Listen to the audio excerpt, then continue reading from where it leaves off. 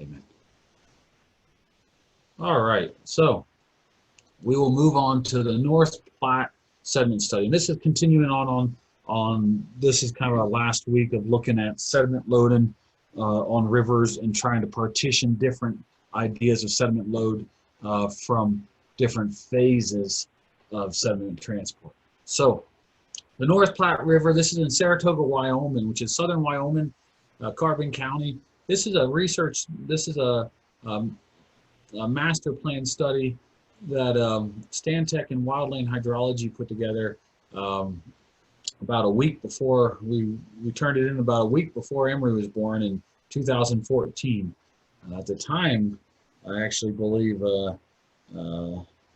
George Kelly's son Henry was working for us and assisted us a little bit in this project.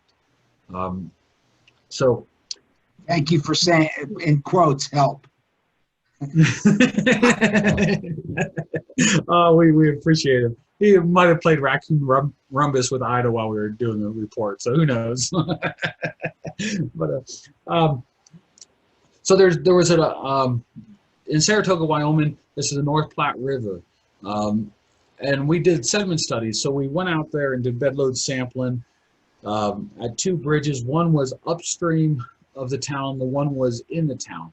And the issue was we were seeing problems with flooding, problems with ice jams, problems with sedimentation, problems with land loss through the city of Saratoga. And they had a contract with the Army Corps of Engineers to come in and do dredging. But every time they did dredging, the bars would keep on forming and they would continue to have land loss. So we wanted to quantify how much sediment we had and what sources of sediments were coming from. So we looked at the bankful velocities in this range were about 5,200 CFS. With that, we did just the sediment competency based on the size particles that were in the river. We did a bar sample, and we showed that we really weren't getting enough force to move a particle.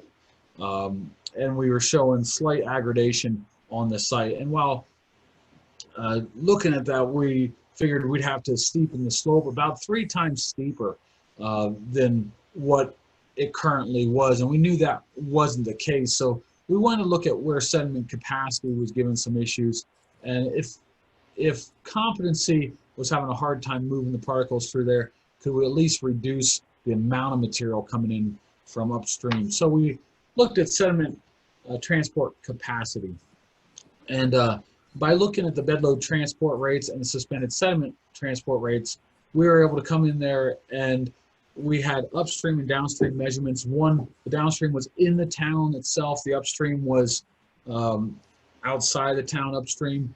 And we were looking at kind of a difference of the bed load transport rates as well as the suspended sediment transport rates and the total amount of material that we saw a difference in how much material had moved from upstream to downstream. And what we were showing is that the bed load sediment transport rates, we were moving a little bit more bed load upstream than downstream. And then when it came to the total suspended sediment, we were actually moving more suspended sediment through town because that's really related to the velocity. And then when it came to the wash load, we're moving a lot more wash load through town, but we're not moving as much of the suspended sand in the concentrated load. So the suspended sand is kind of what builds bars, and it moves at something slightly less than the velocity of the river at the bankful discharge, if you're looking at this as a bankful value. Whereas the wash load is going to move at the bankful velocity. I mean, it can't really slow down. It's just completely in suspension. And the bed load suspended sediment moves at something significantly less, usually an order of magnitude or 2 orders of magnitude lower than the bankful velocity.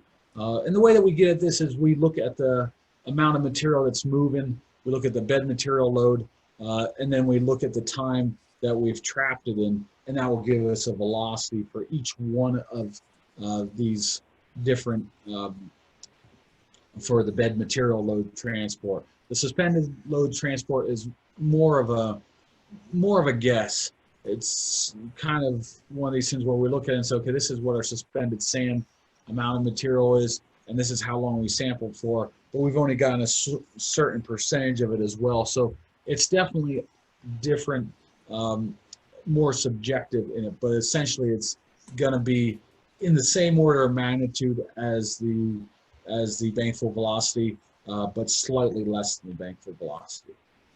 So we'd compared all the bed material load to other sediment rating curves, and there are sediment rating curves. So if you can't go out and do sediment studies, you can look at sediment rating curves, and that will get you somewhere as a starting point. A lot of times what we look at when it comes to sediment transport capacity for bed material load, suspended sediment, and wash load is really looking at sensitivity analysis on some of these values. You know, we may only get 1 or 2 measurements at a bankful discharge. We've had some sites where we've gotten 3 measurements at bankful discharge, but I don't know of many sites where we've done work that we've gotten more than 3 measurements related to bankful bed load or bankful suspended sediment or bankful wash load. And that's because it's very time consuming to collect that data, and it's very random in nature to make sure that you're there at a time where the flows are high. You take a good portion of the day to get a sample, and then the next day the flows may be down. So it's just a hard task. You have a high degree of uncertainty associated with it. So what our study looked at was we looked at what our sediment transport rates were, and then what the difference was between this material, and then trying to figure out, okay, well, are we going to be an aggradation or degradation? Is there something that we can reduce from a bed load or suspended sediment load? And then we tried to figure out, okay, can we reposition the channel so we can move the material through there by changing width to depth ratios? Or are there other management techniques?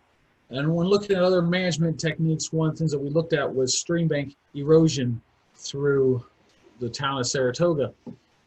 What we have colored here on this map is, as we discussed before, the bank erosion hazard index we discussed a couple weeks ago. And this gives us the idea of the ability of each bank to erode. It doesn't mean that it's going to erode. It just means it has this potential for eroding. If you will, it's kind of when you look at a light bulb and say, well, I have a 12-volt light bulb. Well, it has the potential of 12 volts, but it doesn't have any energy in it until you put a current through it. And that's kind of how stream bank erosion works. So as we looked at, oh, there we go, that's it. Good. And then we tabulate all the bank erosion based on these different lengths of bank, and then whether or not they have a high B-high or a low near bank shear stress. And there's a correlation that we talked about through the Banks model before that will calculate how much bank erosion we have on each individual bank. So the result from this study, and it's a little silly, but I record it just because it's in the study, and I shared the study with you as well, that if you want to read it later, you can. But we estimated, and I was one of the authors on the report, so this was my error, 3,159.3 tons of bank erosion per year from stream banks within the Saratoga area. So as you can imagine, that might be a little bit more exact than what is warranted here. But what we were seeing is that 24% of the total sediment yield through the reach was basically could be accounted for through bank erosion. That didn't mean that 24% of the sediment was coming from bank erosion. It just means that 24%, that the bank erosion was 24% of the total material through the load. There's a lot of places where we can have errors, and because of the changes in transport rates of different sediment transport processes, to say that 24% of sediment through the reach is coming from bank erosion alone might be a little bit of an oversimplification. Not all the stream bank material had been routed downstream, and that's part of the reason why we have a hard time saying that, because the bed material load, it may only move 100 feet in a runoff season, whereas the sand load is probably going to move, order of magnitude of 10 miles, whereas the suspended sediments will probably move, 20 or 40 miles downstream. So it's just a different idea of magnitude of where the material is moving to, even though it's eroding. So a lot of it is related to what the composition of a bank is, and that usually ends up being more time consuming than what is warranted on most of these projects. Suspended sand contributed from the stream banks at a higher likelihood of deposition as it was hydraulically controlled compared to the wash load of the sediment. So in other words, the suspended sand is controlled by the hydraulics of the river a little bit more than the wash load, which really just moves with any amount of water. So there's not a threshold where it stops moving. The suspended sand particles, while a point where they don't move because there wasn't enough shear forces being applied on the river, whereas a suspended sediment will keep on moving even if the shear forces are low. Much of the sand and gravel sizes were being stored in bars and other depositional features, and then they would push out the river and cause more bank erosion as the bars grew. So we had a land loss related to the sediment transport that was somewhere around 316 end dumps or at 10-yard capacities a year. So essentially you had 316 dump trucks just coming into Saratoga every year and just dumping material in the river. And obviously that's going to cause a problem with flooding. It's going to cause a problem with changes in morphology. It's going to cause a problem with land loss. So what we looked at here, and this was kind of unique in the study, is we took everything and said, hey, places that have a lot of bank erosion, we're going to color code as red. Places that have a good amount of bank erosion, we're going to color code as magenta. And then we're going to color code these other reaches. And a lot of these reaches really didn't have a high bank erosion rate associated with them. And we looked at this and said, well, if they don't have a high bank erosion rate and we're not seeing a whole lot of bed material load transport through here, then through our sampling and through the evidence here, it's really showing us that wash load and the suspended sand content of the reach is really what's causing the changes in the morphology when we're out here. So we looked into this study and we said, okay, well, we could fix the bank erosion on this reach, but we're still going to have a lot of sediment coming in from upstream. We're going to have to find a way to route it, and we can't make this reach 3 times steeper than what it currently is. We can make it a little bit steeper, but not 3 times steeper. So we looked upstream and we observed that there was about two miles of stream that was creating about 4,800 tons of sediment per year that was upstream of this project by a couple of miles. And our idea was, well, maybe we need to start looking at restoring that area, because that seems to be a lot of the sediment that's being produced in the suspended sand concentration as well as the bed material load concentration. Now the wash load, the true colloidal wash load, is moving through the reach, but these other 2 fractions of sediment is getting dropped out there, and that if we don't address that area, then anything we do on this reach probably still won't be able to transport sediment. So it's not really going to stabilize anything. It's just going to be an expensive waste of money because it's going to continue to be unstable. Not all the sediment supplies from stream banks were being transported out of the basin. And that's one of the big keys here, is that we calculate what our bank erosion is from bank migration rates, and we calculate or we measure bed material load, but the correlations between those 3 different modes of transport and the bank migration is not as understandable as what we wish it would be. And we know that it's not all moving out of the basin, but some of it's staying in and impairing, flooding. So some of it's raising, having accretion on the floodplains and increasing flood risk. Others is filling in habitat, pool habitat. Others is associated with widening the channel and land loss. Stream bank erosion on this site was kind of the single biggest source of fluvial of kind of sediments in the landscape. So we weren't seeing a lot of upland sources of sedimentation. Most of it was coming from instabilities of the river. And a lot of those instabilities were related to people wanting to remove cottonwoods and willows because they wanted to see the river from their house right on the river, or from their ranch on the river, or they allowed the cattle to graze right up to the river to get a water source, and they didn't want the coyotes and the mountain lions to attack the cattle in the willows, so they just got rid of all the willows and cottonwoods on the riverbanks. So these are all things that, you know, we have to look at when we're looking at sediment transport studies.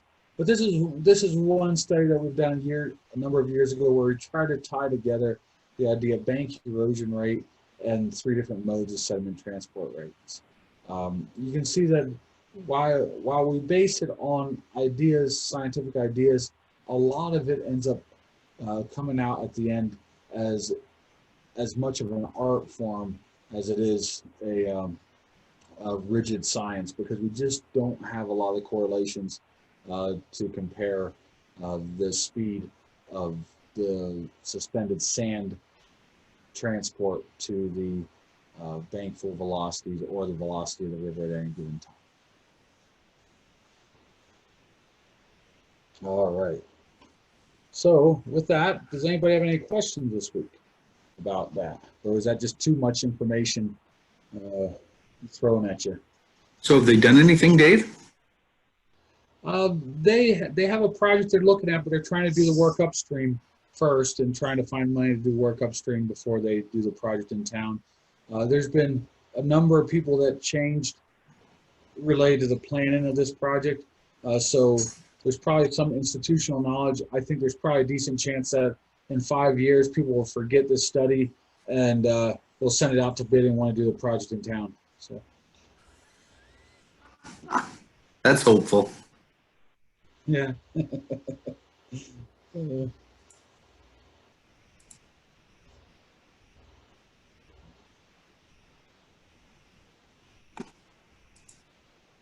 All right.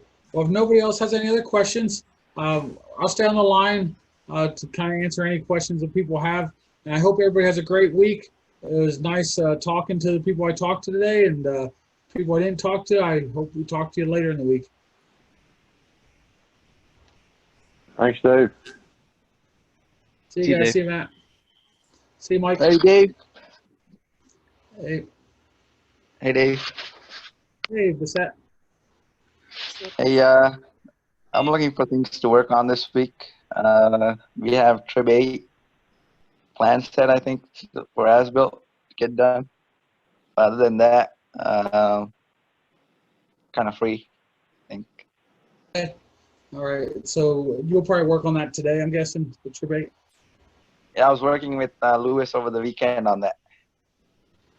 Okay, good. Good. Yeah. So is it done now, or you still have any more work to do on it today? A little bit of cleanup, I think, but most of it is set Okay. up already. Good, good. So let's discuss right after the calls this morning with SWCA. Hey, Emery has a question for you. I hear you want to ask a question, Emery? I wonder how Monty's doing. You wonder how Monty's doing. She's doing good. Hanging in there for now.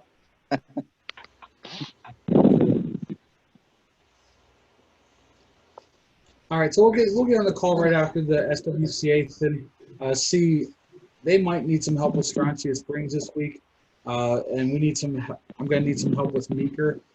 So it's just a matter of how Crystal wants to use people to help out with those 2 projects. So we'll talk after that phone call in the afternoon today. Sounds good. Thank you. All right, we look forward to seeing you soon, Bissett. Hey, Dave, I just got back here. Sorry about this. I had a question for you. Yeah.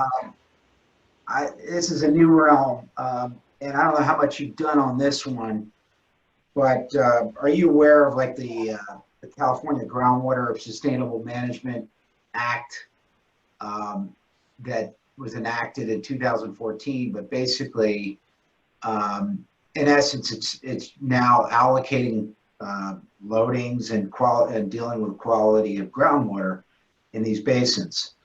And one of the questions I had was stream restoration as a way to enhance storage. Now, obviously, you have to know the unique circumstances of whether it's a losing or gaining stream and where the water table is and all that bit. But it's one that I'm not sure has been focused on. And to me, I know we've had a lot of incidents where that was a point of concern, you know, where we had a incised creek that was draining the groundwater flow in a particular basin. And I was wondering whether you had a lot of analysis on that and given any thought to that. Yeah, I haven't yet. I'm not familiar with the policy, George. I'd be happy to learn more about it. I just haven't learned more about it. I mean, obviously we have a lot of neat examples of raising groundwater table and increasing groundwater storage and reducing the flashiness of systems while increasing the base flow. But we end up a lot of times seeing that the net export of water on a water year is reduced, which would tell you that the rest would be storage. So I think there's definitely opportunities. I just haven't looked at it yet from that policy standpoint. Yeah, and I would say, you know, to the extent we can look at some of the analytics on that, the storage enhancement capacity, particularly in arid conditions. You have anything on that, let me know. Because that's going to be, you know, one of the things they're looking at in these sustainable plans is, you know, both the demand and the supply side, right? So they're looking at irrigation, agricultural use, municipal use. They even have an allocation for dependent ecosystems and their water needs, and they allocate something for that. But they're, as part of that effort, they're looking at, you know, how you extract, right? And then they're also looking at are there opportunities for recharge, groundwater banks. This is where I come into play, Dave.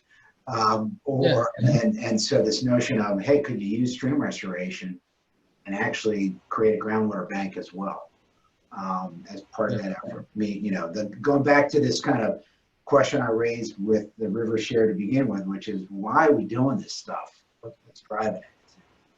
Water quality, quantity, sediment, root bed, transport, or groundwater storage. So if you got any base stuff or you wanted to make that part of one of these weekly, whatever you know, on that, I'd love to see that as a, you know, something to begin with. It's an idea, but it's, these groundwater plans are being adopted as we speak. And I think it's, yeah. Hey, George, would you want to talk about kind of the idea of the groundwater plans one of the next couple of weeks, and then kind of introduce it to people, and then it can kind of stimulate discussions? Love to, because what I'd love to do, Dave, is, you know how it works, is to this is when we're ahead of the game. Seems to me that's my space, Dave. But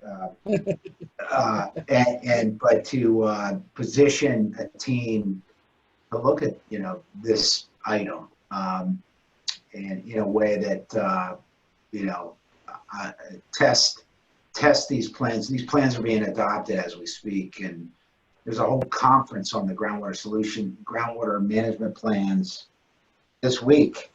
They got 20 years to accomplish their sustainable goals, but to me, stream restoration is one that people just aren't thinking about as a way to enhance groundwater storage.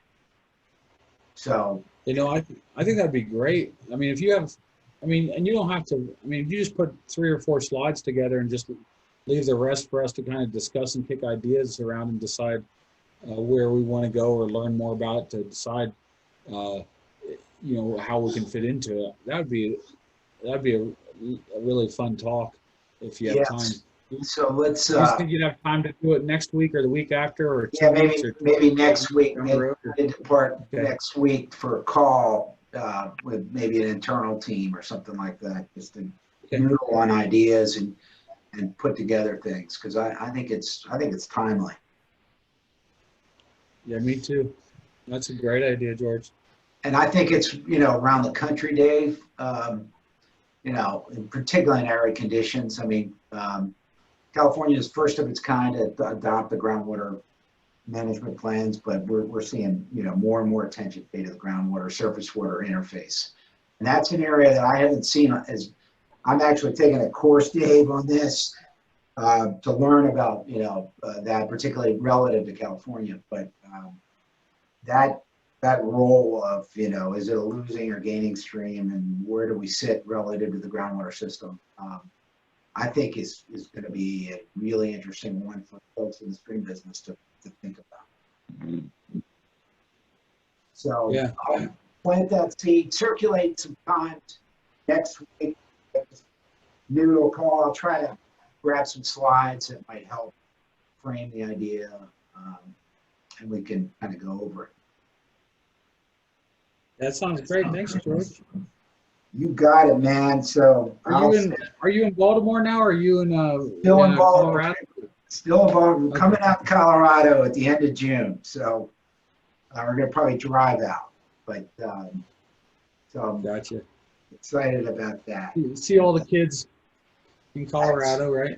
They're all there. So, so you got yours right there. Emery's enjoyed the parade or the protest. Well, he was bored out of his mind, but he liked the ice cream afterwards. That's always a great incentive. You gotta have incentives, right? It's not the carrot, it's not the stick, it's the carrot.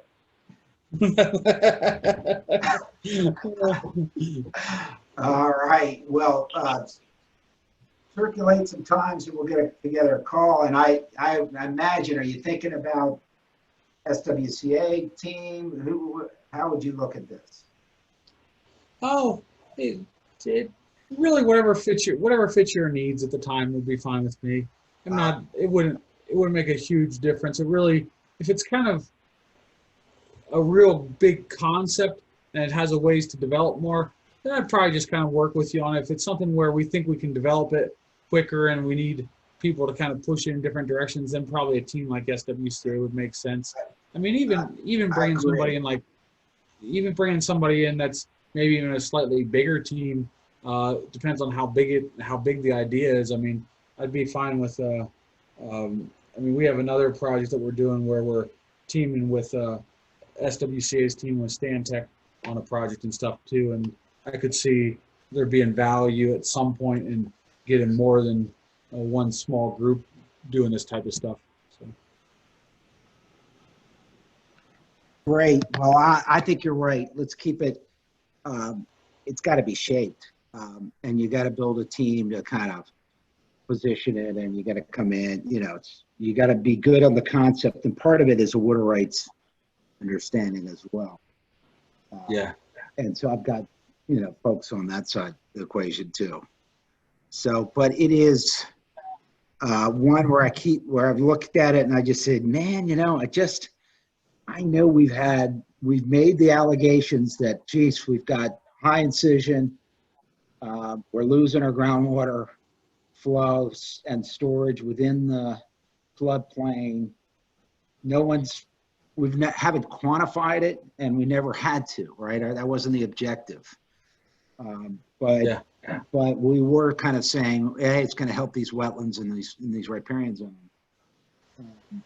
And I think that would be an interesting, real area of focus that's going to continue to evolve. So let's. Yeah, the big question I would have, George, is just what size of a groundwater influence are they looking at? I mean, you look at large aquifers, and if they're really targeting those types of things, it's going to be really hard to have stream restoration be that big of a benefit to it.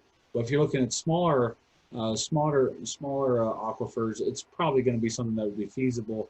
So, and that's kind of where the policy issues are things that we'd have to understand a little bit more. So. Yeah, and I think it's basin dependent, right? And they draw these groundwater basins based on geology, soils, location, etc. And then from there, once you draw the basin, it doesn't matter how big, how small or large it is. I mean, there may be opportunities to promote this idea of groundwater banking in any way, recharge. We were looking at wetlands for surface water wetlands for recharge, and that recharge component then could get a credit within the system, and then you can sell that to folks that need it, farmers in the region, if they start ratcheting down the allocation. So it's not unlike a TMDL, but it's flow based, and so any amount could have a benefit, right? In that basin, it could be treated as a bank, and then the question is how you have to control the zone of influence of that storage relating to the stream, and what happens if the stream goes dry, all this stuff. And then in California, you may not control the upstream use, and what happens if your assumptions are changed a little bit relative to flow regimes. So that's something I'm looking for insights on. Yeah, I look forward to looking into it. It definitely is a new problem in need of a solution. So Yes, and I think streams are ignored so far, Dave. So totally, I mean, there's recognition of the interface, but no one's seeing it as a part of a solution. what's their primary solution for it right now? What's kind of well, right now biggest- it's one, just getting to a level that they view as sustainable, right? So they haven't even measured this stuff. This is the first time in the history that they'll be measuring these basins. But then they know they're going to be allocating flow, and they're going to be ratcheting that down to everybody. So the question on the plans is, how do we do this? Do we do this pro rata basis, or do we do it based on the surface water rights? How do we do that? And then once they do that, they're still going to be looking in these places that are overdrafted for ways to store groundwater and have groundwater crediting on the credit side of the ledger. So right now they're just trying to use less groundwater is kind of their biggest thing for it. Well, they're just adopting plans, and they have 20 years to get there. Oh, I got you. So they're just in that framework. But some places in the high overdraft realms have submitted plans and have this concept of groundwater banking embedded into the system. And that's where I'm focused on. Like, hey, could we do stream restoration to create a groundwater bank? That's the focal point, and I think that we could be testing this and piloting this in a variety of places as well. There's certain, even though they have 20 years, it's like the Bay TMDL. They have 5-year increments to show that they're meeting their objectives. So you don't wait till the end of, say, 2034 to say, hey, we'll start working on this stuff. They got to work on it now, and they got 5-year increments to succeed. So it's moving, and it's been in place since 2014. So we're 6 years into it, and not a lot of time when you think about building recharge or groundwater storage banks. It was just about the right time to start considering that in some of these overdraft areas. And we've seen quick recovery on a number of our projects in the past for groundwater, and definitely increased storage, but they've all been small basins and stuff. So the question would be, how much value would this be? And it's more of that policy question on, I think we can definitely do it in a fairly quick turnaround. The standard 5-year monitoring. A lot of projects where we've monitored for 5 years in the swamped out areas and have been able to show a lot more groundwater storage. Yeah, we were just, I was reminded of this, Dave. I was in Peru, and we were up in about 16,000 feet up there, and they had some folks, they call them artisanal, but they were illegal peat miners, and they basically drained some of the lateral streams in the system so they could begin to extract their peat. And there was, Mark Kaiser of Kaiser Associates, an engineer, was just talking about, hey, there's your, if you don't address these flows, you're never going to get the hydrology you need for the wetland back to be restored. And the better way to do that is, deal with the stream restoration. There were a couple low gradient points in some of the big streams too. So we were like, yeah, you're going to need even if you did surface restoration of these wetlands in the laterals, that you still have the main stream massively incised, and that's going to be your groundwater gradient point. Yeah, that's right. And you're going to never, get the hydrology you need in that system. So that's what I began thinking, man, it is we need to be thinking about this in the storage world. And so the California stuff is right up the alley on that. Yep. So to me, it's like, where does it work? As you and I said, it's like, doesn't mean you have to have massive volume, because any volume could be meaningful in a system where you're starting to really ratchet down the allocations, right? It could be, one farmer gets their irrigation water this year because of that, or not. And so that question is, what makes best sense? When does it work for a storage position? Can you measure? Those are the kind of questions I want. And I think you can't, you guys have done this, I'm sure, on the measurement side. How do you measure it? How accurate is that measurement in a system that's going to want to know about, acre feet of water being stored? And we definitely have measured, when it comes to the quantification of exact acre feet of water in groundwater aquifers. We haven't, it can be done. We haven't done that on stream restoration projects yet. But I mean, I'm sure we could set up a monitoring plan to do so. We hadn't done it yet because it's never been the question. So I'd almost like to pick a pilot again, to showcase it, in a district, because you're having secondary benefits, right? You're getting stream restoration out of this. Yep. And maybe there's another, funding mechanism supports that as well. So are you still looking at Orange County area, or where are you looking at? To me, I haven't spent, it has to be one of these areas that just recently submitted their overdraft, these groundwater sustainability plans. And I don't think Orange County is one of them. We're working on that Cleveland National Forest. It's a similar idea. It was like, what are all the value attributes of a restoration project? What can we sell downstream? Beneficiary: flood, sediment reduction, base flow improvement, water quality enhancement, whatever. We're going to be looking at all of those. And this is where I probe Brad and you on Rivershare to say, you don't have your funding's going to tell you why you're doing something, and you're going to be hyper focused on that as the basis for how you do restoration. And sometimes it looks different. The multiple objectives, right? I mean, our funding should be related to our goals and objectives, and our goals and objectives should be related to our success criteria. And that means that our success criteria should be different based on different projects. And so maybe that design looks a little different based on that flavor.